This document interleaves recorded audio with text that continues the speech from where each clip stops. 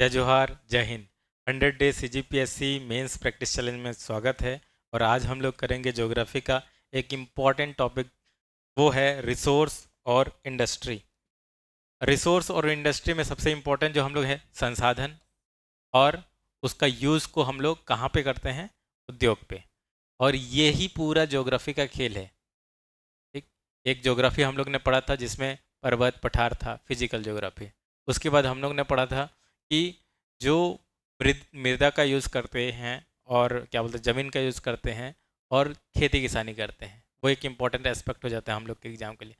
Next हम लोग ने पढ़ा था जो ज़मीन में रहते हैं उस टाइप के लोग जो रहते हैं, लोग का इंटरेक्शन कैसे होता है, मानव ज्योग्राफी पढ़े थे, मानव भूगोल। और आज जो है कि और एक जो इम्पोर्टेंट है कि जो हम लोग संसाधन है उसका मनुष्य इस्तेमाल करके इंडस्ट्री बना के कैसे करके पैसा बनाता है। तो ये कुछ टॉपिक इसका क्या हो जाएगा, इकोनॉमिक, अर्थव्यवस्था से जुड़ा रहेगा। तो संसाधन और उद्योग का महत्व इसलिए है क्योंकि इसके थ्रू ही पूरा आर्थिक विकास होता है। ठीक है ना, संसाधन का हम लोग कैसे करके यूज़ करते हैं। तो संसाधन को क्या होता है, संसाधन में आपका क्या हो सकता है, पानी हो सकता है, जल हो सकता है, जमीन हो सकता है। ठीक है, तो इस टाइप से उसमें कच्चा माल, ऊर्जा, रोजगार उपलब्ध कैसे करते हैं, जो पीपल लोग को इंगेज करता है। इसके थ्रू संसाधन रहेगा तो आप इंगेज करोगे। ठीक, और उससे हमको पता चलेगा कि उद्योग में अलग अलग क्षेत्र में हम लोग उद्योग करते हैं। और हम जानते हैं अर्थव्यवस्था में 3 सेक्टर होता है, प्राइमरी, सेकेंडरी और टर्सरी। तो कृषि हो गया, उद्योग हो गया और सेवाएं हो गया। तो आज हम लोग का जो केंद्र कौन सा रहेगा, उद्योग रहेगा। ठीक है, और कुछ सेवा रहेगा। संसाधन जब होता है तो संसाधन का वर्गीकरण हम लोग क्या क्या बोलते हैं, एक जो नेचुरल होता है, ठीक है, खनिज संसाधन होता है, दूसरा ऊर्जा संसाधन हो सकता है, तीसरा वन संसाधन भी है। ठीक, और चौथा हम लोग का जल संसाधन। ये चारों बहुत ही ज़्यादा इंपॉर्टेंट संसाधन है जिसका थ्रू हम लोग यूज़ करके कुछ इकोनॉमिक एक्टिविटी करते हैं। अगर कुछ इकोनॉमिक एक्टिविटी करना है तो आपको संसाधन चाहिए ही चाहिए। बिना संसाधन के आपको इकोनॉमिक एक्टिविटी नहीं कर सकते। और जो बैठ के जो बाबा कर बैठते हैं ना, उनके लिए भी जो संसाधन क्या है कि मानव संसाधन है। ठीक है ना, इंटेलेक्चुअल। वो लोग क्या कर रहे हैं, कथा कर रहे हैं, कथावाचक। तो कथा करने के लिए भी तो एक आप ह्यूमन रिसोर्स पहले पढ़ोगे, सुनोगे, उसके बाद फिर बताओगे ना। तो एक तरह से बिना संसाधन के आप अर्थव्यवस्था का कल्पना बड़ा मुश्किल है। खनिज संसाधन में सबसे पहले देखते हैं तो कच्चा माल क्या है। ठीक, उसके लिए निर्यात से आया कैसे करके हम लोग जमा कर सकते हैं, या तो फिर जो खनिज जो हमारे पास है, या तो फिर हम लोग निर्यात करते हैं, या तो फिर हम लोग क्या देखते हैं कि जो खनिज है सब जगह पे एकत्र नहीं है, अलग अलग जगह पे अलग अलग है। फॉर एग्जाम्पल अगर देखा जाए तो खनिज सबसे ज़्यादा कहाँ पे मिलेगा, हमारे छत्तीसगढ़, उड़ीसा, ठीक है, सेंट्रल इंडिया, वहाँ पे मिलेगा। और ये जो संसाधन है असंतुलन ही है। लेकिन अगर देखा जाए तो ये जब हम लोग आगे देखेंगे तो इसमें देखेंगे छोटा नागपुर का पठार वाला जो एरिया है उसमें खनिज हमको अच्छे से मिलेगा। छोटा नागपुर कहाँ पे है, झारखंड के पास। ऐसे नहीं है कि नागपुर महाराष्ट्र में, नहीं, छोटा नागपुर वहाँ झारखंड के पास। ठीक, उसके बाद दक्षिण पश्चिम में जो कर्नाटका का क्षेत्र है वहाँ पे भी आपको खनिज मिलेगा जिसमें लोह मैग्नीज मिलता है। उत्तर पश्चिम राजस्थान में भी आपको मिलेगा तांबा। बहुत पुराना तो यही तो सबसे पहले मिला था, ब्रॉन्ज एज, हड़प्पा के टाइम। और आज भी हम लोग को मिलता है। हिमालय क्षेत्र में भी आपको मिलेगा खनिज, कहाँ कहाँ पे। नेक्स्ट, प्रमुख खनिज का जो उत्पादन है उसके हिसाब से भी देखें तो लोहा है इसका कहाँ पे ज़्यादा उत्पादन है, तो हमको पड़ेगा छत्तीसगढ़ उड़ीसा में ही है। और जहाँ पे लोहा है उसी के आसपास हम लोग का क्या है, सेल है। इंडस्ट्री भी कहाँ पे रहता है, जहाँ पे खनिज संसाधन मिलेगा वहाँ पे। मैग्नीज हो गया, बॉक्साइड हो गया, तांबा हो गया, चूना पत्थर हो गया। ये सब क्या है, इनपुट मटेरियल है किसी इंडस्ट्री के लिए। नेक्स्ट में हम लोग पढ़ेंगे कि कौन कौन से इंडस्ट्री के लिए है।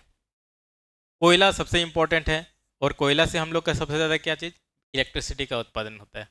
ठीक, उसके बाद कहाँ पे सबसे ज़्यादा मिलता है तो हमको मिलेगा, पता चला गोंडवाना जो एरिया है, ठीक है ना, वहाँ पे हमको मिलता है सबसे ज़्यादा, और हमारे क्षेत्र में आता है। ठीक, अलग अलग टाइप का हम लोग को कोयला है, कोयला को हम लोग विस्तार से पढ़ सकते हैं। नेक्स्ट जो इम्पोर्टेंट जो संसाधन हम लोग का क्या है, पेट्रोलियम या फिर प्राकृतिक गैस। पेट्रोलियम, प्राकृतिक गैस भारत में अगर देखा जाए तो सबसे पहले असम में है, गुजरात में, मुंबई हाईवे में बाहर मिल जाएगा। लेकिन वो हम लोग का मात्र 20 से 25% पूरा करता है। रेस्ट हम लोग को 80-90% हम लोग कहाँ से, बाहर से मंगाते हैं। पहले ईरान से मंगाते थे, इराक से मंगाते थे, कतर वगैरह गल्फ कंट्री, सऊदी से मंगाते थे। बट जान रहे हो रसिया और यूक्रेन का वॉर हुआ है, उसके बाद हम लोग कहाँ से मंगा रहे हैं? अभी फिलहाल रशिया से भर भर के मंगा रहे हैं। ठीक, हम लोग बहुत ज़्यादा आयात में निर्भर है, इसी कारण एक सुरक्षा नहीं है हमारे पास, सिक्योरिटी नहीं है। सिक्योर कब हो जाएंगे? जब अपने पास खुद ऐसा सोर्स बनाएंगे एनर्जी का। दूसरा, तापीय और परमाणु ऊर्जा भी बहुत ज़्यादा इंपॉर्टेंट है। क्यों? बिना ऊर्जा के कोई इंडस्ट्री चल सकता है क्या? नहीं चल सकता। इसीलिए हम लोग कौन कौन सा इंग्रेडिएंट है पहले पढ़ रहे हैं। उसके बाद तापीय ऊर्जा, तापीय में सबसे ज़्यादा तो हमारे कोरबा में पावर हाउस ऑफ इंडिया बोला जाता है।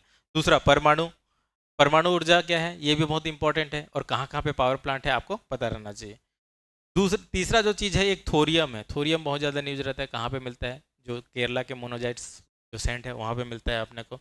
और कहा जा रहा है कि जो हम लोग का 3 स्टेज का न्यूक्लियर प्रोग्राम है उसको पढ़ना रहता है, तो हम लोग का पास थ्योरियम भरपूर मात्रा में है। अगर हम लोग थोरियम से न्यूक्लियर एनर्जी बनाना शुरू कर देंगे ना, तो आत्मनिर्भर बहुत जल्दी बन सकते हैं। जो अपारंपरिक स्रोत है या फिर जो रिन्यूएबल एनर्जी का स्रोत है, उसमें जहाँ पे पॉल्यूशन नहीं होता, तो एक सौर ऊर्जा है, पवन ऊर्जा है, ठीक है, जल विद्युत ऊर्जा है, बायोगैस है। तो अलग अलग ऊर्जा कहाँ कहाँ पे उसका केंद्र है हमको पता रहना चाहिए उद्योग का। नेक्स्ट, जब हम लोग उद्योग को देखते हैं तो उद्योग ऐसा नहीं है कि कुछ नया टर्म है। इंडस्ट्रियल रिवॉल्यूशन हो जाता है तो फिर अपना नया कहानी और नया तरीके से स्केल बस बढ़ जाता है। उससे पहले भी हम लोग के पास, आज़ादी से पहले भी उद्योग था, लेकिन छोटा उद्योग बोलते हैं आजकल। जो हैंडीक्राफ्ट उद्योग, सिलाई हो गया, जुलाहे लोग काटते थे, बुनते थे, उसके बाद वो बनाते थे। बट धीरे धीरे क्या हो गया, ब्रिटिश लोग आए और वो इंडस्ट्रियलाइजेशन, मैकेनाइजेशन होता है, तो एक नया तरीके का मॉडर्न इंडस्ट्री डेवलप होता है जिसको हम लोग अब यूज़ करते हैं। जिसमें आपका पहले जो कपास और जूट उद्योग था हमारे ब्रिटिश नियंत्रण में था, लेकिन धीरे धीरे क्या हो गया, उसके पश्चात हम लोग का जब प्लानिंग बनता है उसके बाद हम लोग भारी उद्योग बनाएंगे बोलते हैं। कौन बोलते हैं? हमारे जवाहरलाल नेहरू जी। क्यों? क्योंकि उनको बोलता था कि मॉडर्न इंडिया के लिए जो टेम्पल है, पीएसयूज जो उद्योग बना रहे हैं। नेक्स्ट, 1991 के बाद क्या है कि एलपीजी का सुधार होता है, और क्या बोलता है, पहले जो उद्योग सरकार बना रहा रहता है सबके लिए ओपन कर देता है।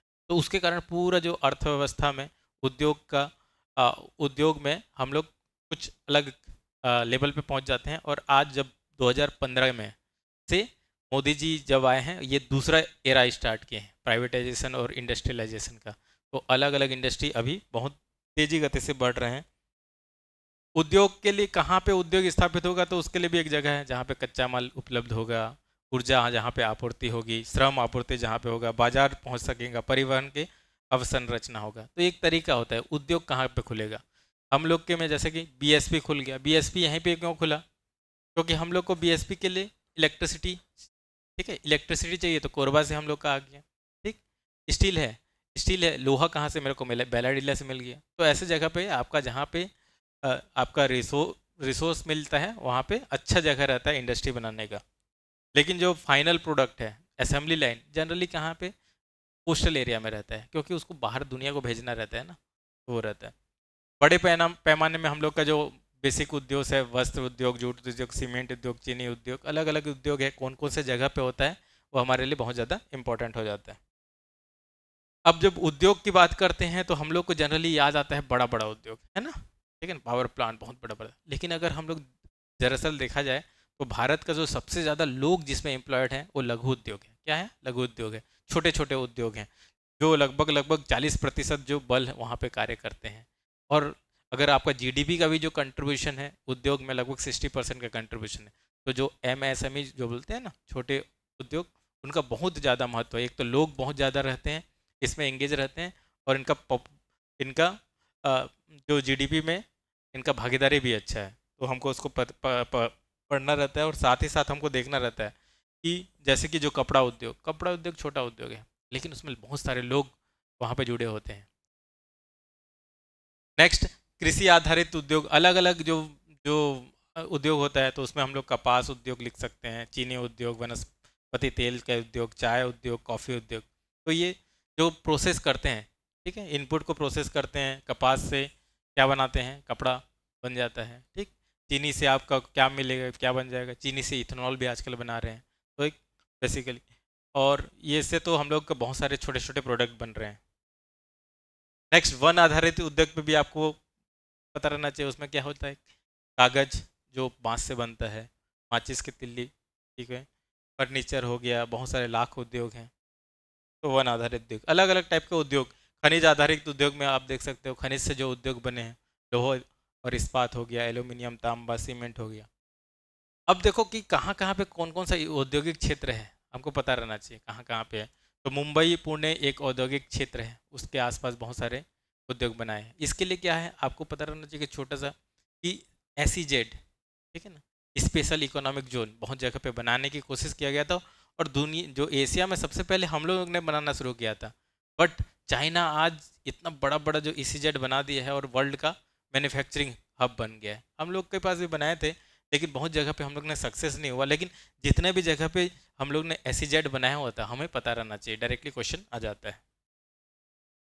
नेक्स्ट, अगर हम लोग संसाधन और उद्योग की चुनौतियां देखेंगे तो क्या है, सबसे बड़ा जो हम लोग के पास जहाँ पे सबसे ज़्यादा संसाधन है वो सबसे पुअर जगह है, ठीक है। जैसे कि जो छत्तीसगढ़, उड़ीसा और झारखंड, महाराष्ट्र के जो इस पार्ट हो गया और मध्य प्रदेश, यहाँ पे संसाधन बहुत ज़्यादा है, बट यहाँ पे उद्योग नहीं दिखेगा आपको। उद्योग सबसे ज़्यादा कहाँ पे दिखेगा, जहाँ पे बॉर्डर जो है, जो तटीय क्षेत्र में मिलेगा आपको, तमिलनाडु, मध्य प्रदेश, गुजरात, ठीक। तो ऐसे जगह पे, तो इसका कारण क्या है कि बेसिकली वो है कि वहाँ पे क्या है कि जो उद्योग है, यहाँ से रॉ मटेरियल वहाँ पे चले जाता है और वहाँ पे असेंबली करते हैं और मैन्युफैक्चरिंग करते हैं और उसको बेचते हैं बाहर। बाहर बेचने के कारण उसका वैल्यू बढ़ जाता है ना, क्योंकि जो भी आप बेचोगे, जहाँ पे प्राइस ज़्यादा मिलेगा वहाँ पे बेचोगे। तो इस कारण क्या है कि बहुत सारा जो हम लोग का जो उद्योग है वो क्या बोलते हैं, तटीय क्षेत्र पे में होता है। तो इसके कारण हम लोग का क्या हो जाता है, यहाँ पे इकोनॉमिक एक्टिविटी ज़्यादा होता है और ये वाला जो रीजन है वहाँ पे कम हो जाता है। कुछ लोग बोलते हैं कि जो जहाँ पे सबसे ज़्यादा रिसोर्सेज होता है वहाँ पे डेवलपमेंट नहीं होता, तो ये बहुत बड़ा वो भी है, क्या बोल सकते हो कि एक मिस्ट्री भी है, ऐसा क्यों होता है। जैसे कि दुनिया में सबसे ज़्यादा अब लगता है कि पेट्रोल जिसके पास ज़्यादा होगा वो दुनिया का सबसे अमीर कंट्री होना चाहिए, लेकिन जिसके पास सबसे ज़्यादा पेट्रोल है वेनेजुएला, वो ऐसा नहीं है। उसमें तो सबसे वो तो चाहता है भारत से कि मेरे को पानी दे दो या फिर मेरे को खाना दे दो और हम लोग का पेट्रोल पूरा ले जाओ, ठीक है। ऐसा क्यों, तो वो एक रिसोर्स कस का थ्योरी है बहुत सारा, बट हमें ये बात बार बार हमको पता चलता है और एग्जाम या फिर इंटरव्यू में पूछते रहता है। सरकारी नीतियाँ उद्योग को बढ़ाने के लिए कौन कौन सा लेके आई थी और कौन कौन सा चल रहा है, जैसे कि मेड इन इंडिया, आत्मनिर्भर भारत, ये चीज़ आपको पता रहना चाहिए। अब क्या है कि अंत में जो बात आती है कि विकास, विकास कैसे होना चाहिए। अगर हम लोग कोई भी सब्जेक्ट पढ़ेंगे तो अंत में आप वहीं पे पहुंच जाओगे, सतत सस्टेनेबल डेवलपमेंट है कोई भी सब्जेक्ट, ठीक है, कोई भी सब्जेक्ट, कोई भी टॉपिक, लास्ट में आपको सस्टेनेबल डेवलपमेंट में पहुंचोगे, ठीक। तो यहाँ पे भी क्यों पहुंचोगे, क्योंकि ये कि भैया एक जगह से संसाधन कहाँ पे है, धरती के अंदर ही है, उसको खोदोगे निकालोगे तो सबसे बड़ा चीज़ क्या हो रहा है, पॉल्यूशन हो रहा है, ठीक। चुनौती वही है कि कैसे करके मैं बैलेंस करूँ प्रकृति को और तुम्हारे पास इकोनॉमिक एक्टिविटी को। तो अंत में हमको ये जो चीज़ है वहाँ तक पहुँच जाते हैं और उसके बाद हमको लगता है कि जो उद्योग भी जो बन रहा है, एटलीस्ट क्या, जैसे कि हम चाहते हैं अदानी आए, काटे, ले जाए, लेकिन एक बात ये भी है कि जो नया तरीके का जो एनर्जी है ना, नया तरीके का, जैसे कि hydrogen energy, electric vehicle, Adani आके यहाँ पे लगाए तो इलेक्ट्रिक रिसर्च में लगाए, उद्योग ऐसे सर्विस सेक्टर में लगाए, हमको कोई दिक्कत नहीं है हमारा अगर एक रिसोर्स लेके जा रहे हो तो, लेकिन तुम आके यहाँ पे पूंजी निवेश करो, एटलीस्ट हमारे जो ट्रेनिंग सेंटर अच्छे से बना दो, हमको R&D में पैसा दे दो ताकि हम लोग का एजुकेशन अच्छा हो जाए, ठीक। तो क्या है कि ये जो विकेंद्रीकरण होता है उद्योग का, उसको डाइवर्सिफिकेशन हो जाए, समावेशी विकास हो। और जो नवीनतम ऊर्जा के लिए आज आप पेड़ काट के कोयला से पावर बना रहे हो, कल में आप सोलर एनर्जी का एक प्लांट बना दो यहाँ पे। तो इस टाइप से अगर हम लोग कोशिश किया जाएगा कि हाँ कि सस्टेनेबल डेवलपमेंट के थ्रू और हम लोग को ट्रांजिशन होना है, कोयला से हट के हम लोग को सोलर में जाना है, तो कोयला से हट के सोलर में जाएंगे या फिर हाइड्रोजन में जाएंगे तो क्या होगा, एटलीस्ट पेड़ तो बचेगा, जंगल बच सकता है। संसाधन का संरक्षण करना चाहिए और अर्थव्यवस्था में ये जो है ना कि पुनर्चक्रण, जो साइक्लिक जो है, सर्कुलर इकोनॉमी बनाना है। सर्कुलर इकोनॉमी का मतलब क्या है कि वही चीज़ को बार बार अगर रीयूज, रिसाइकल, रिड्यूस अगर कर सकते हैं तो हम लोग को करना चाहिए। और इको इंडस्ट्रियल पार्क जो नया धारणा है उसको हम लोग को डेवलप करना पड़ेगा, ठीक। हम लोग देखते हैं आप क्वेश्चन क्या क्या लिख सकते हैं। Right short notes on forest based industry 1 आधारित उद्योग पर संक्षिप्त टिप्पणी लिखिए। सेकेंड, 4 मार्क्स के लिए आप लिख सकते हैं एक्सप्लेन द इम्पोर्टेंस ऑफ छोटा नागपुर प्लेट्यू इन मिनरल रिसोर्सेज। खनिज संसाधनों में छोटा नागपुर पठार का महत्व को स्पष्ट कीजिए। तीसरा क्वेश्चन आपको प्रैक्टिस करना है 8 नंबर के लिए, explain the contribution of agriculture based industry in Indian economy. भारतीय अर्थव्यवस्था में कृषि आधारित उद्योग का योगदान स्पष्ट कीजिए। 10 मार्क्स में आप प्रैक्टिस कर सकते हैं examine the government initiative like make in India and industrial corridor for industrial development. औद्योगिक विकास हेतु मेक इन इंडिया और औद्योगिक गलियारों जैसी सरकारी पहलों का परीक्षण कीजिए।